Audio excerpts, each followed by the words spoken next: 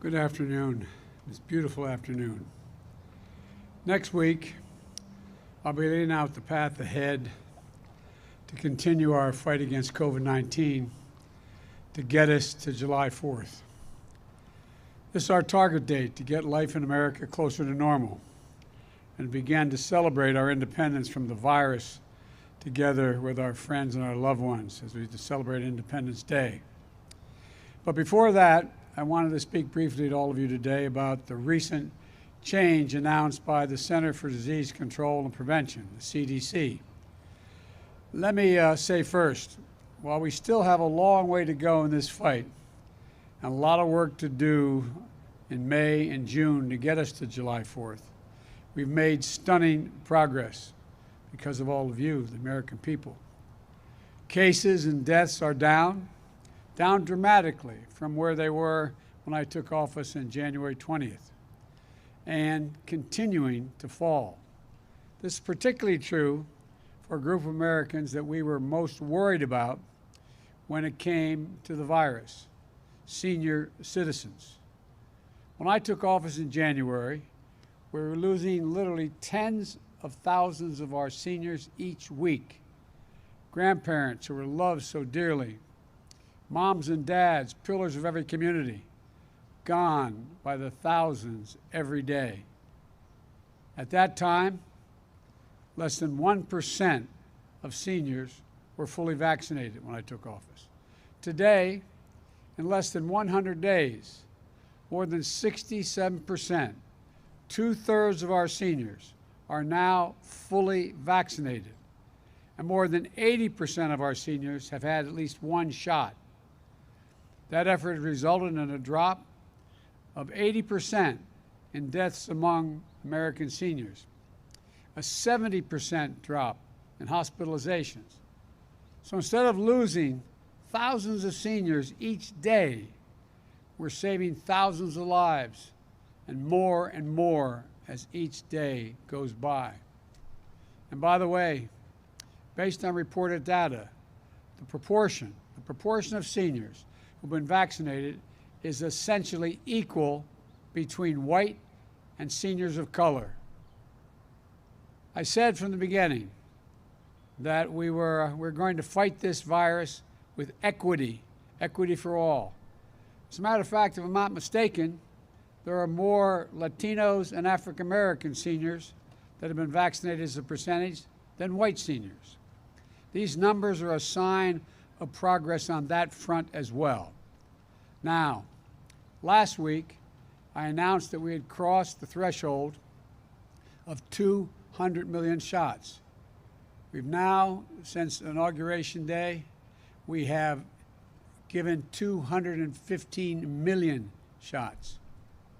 And that anyone 16 years of age or older is now eligible to get the vaccine now, today, immediately.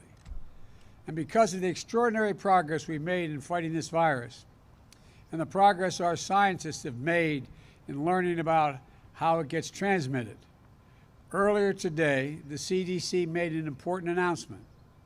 Starting today, if you're fully vaccinated and you're outdoors, you need, and not in a big crowd, you no longer need to wear a mask. I want to be absolutely clear. If you're in a crowd, like a stadium or at a conference or a concert, you still need to wear a mask, even if you're outside. But beginning today, gathering with a group of friends in a park, going for a picnic, as long as you are vaccinated and outdoors, you can do it without a mask.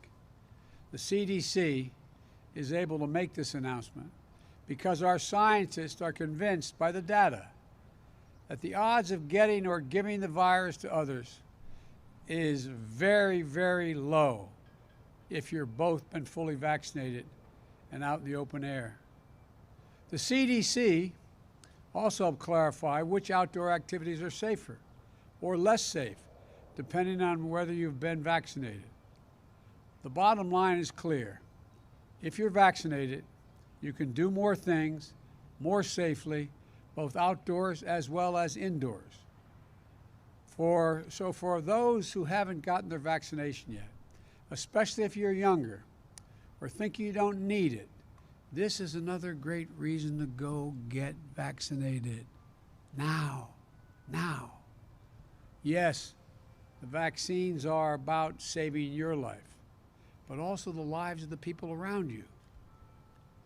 But they're also about helping you get back to closer to normal in our living, more normal living. Getting together with friends, going to the park for a picnic without needing to mask up. We're back to that place now as long as you get vaccinated. So go get the shot. It's never been easier. And once you're fully vaccinated, you can go without a mask when you're outside and away from big crowds. I want to thank the team at the CDC for everything they're doing to help us lead with science and bring our communities out of this crisis safely and responsibly. And I also want to thank everyone who's gotten the vaccine for doing your patriotic duty and helping us get on the path to Independence Day, which I'll be discussing more in detail next week. In the meantime, I urge all Americans, don't let up now. Keep following the guidance. Go get your vaccination now. It's free and it's convenient.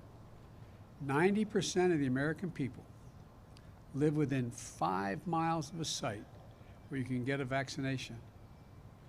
You can do this, and we will do this.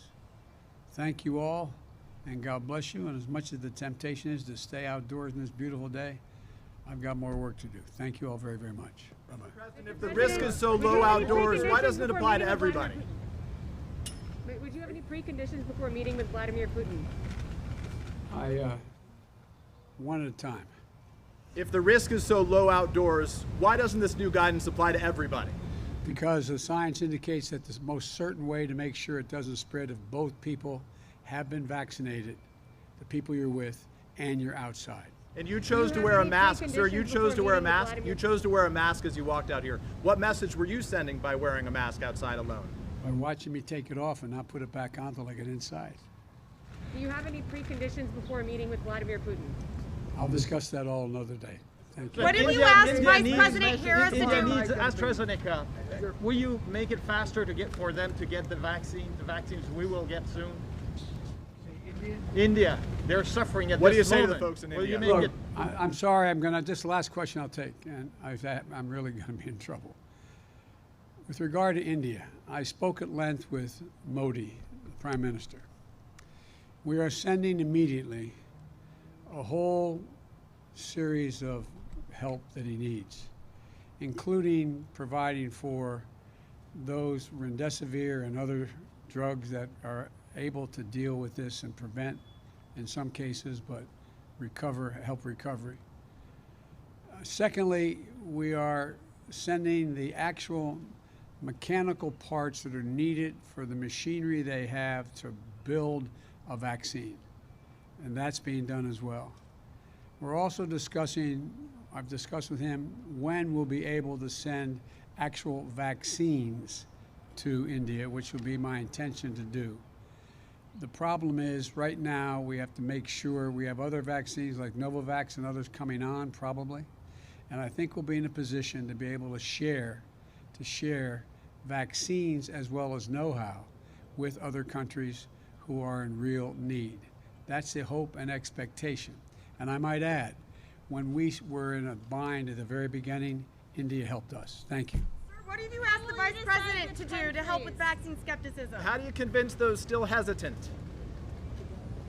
Thanks, Mr. President.